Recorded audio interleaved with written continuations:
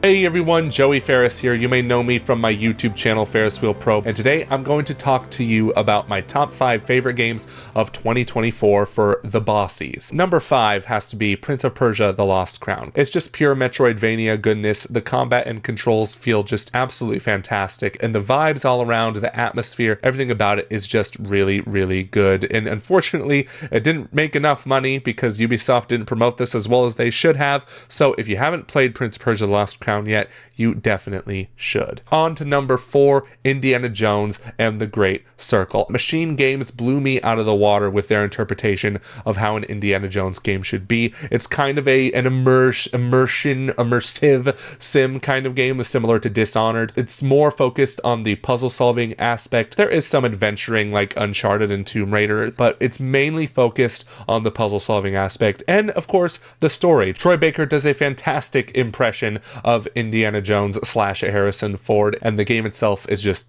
great, hence the name, The Great Circle. And moving on to number 3, it's actually Animal Well, this small little indie game made by one person, I believe. I love Metroidvanias, and Animal Well is just a shining example of how to do a Metroidvania right. It's very cryptic too, it doesn't really tell you what to do right away. Yeah, it tells you how to play like the controls and such, but whenever you get an item, you're not exactly sure what to do with that item. I found out with the Frisbee that I could actually stand on the Frisbee midair, and then it'll just project me across the level. It's really fantastic, so definitely play Animal Well. It's really, really good. Number 2 is Silent Hill 2. I did not think Bloober Team could make a worthy remake of one of the best horror games of all time, but they did. The voice acting is incredible, and the atmosphere, once again, I love atmosphere as you can tell, but it just feels like it's just you're straight up in hell throughout this game. The monsters are just absolutely horrifying. I love Silent Hill 2. I was not expecting to love this game as much as I did, so much so it's my number 2 game of the year, but my number 1 game of the year for the Bossies 2024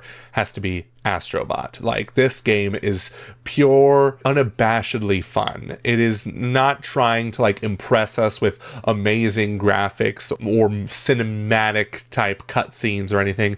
It is just a pure platformer with tight controls, great level design, and it's a complete love letter to PlayStation and its IP. Just the fact that this was a game made in only 3 years and not for like $1 billion really makes me think that the industry can learn from a game like Astrobot.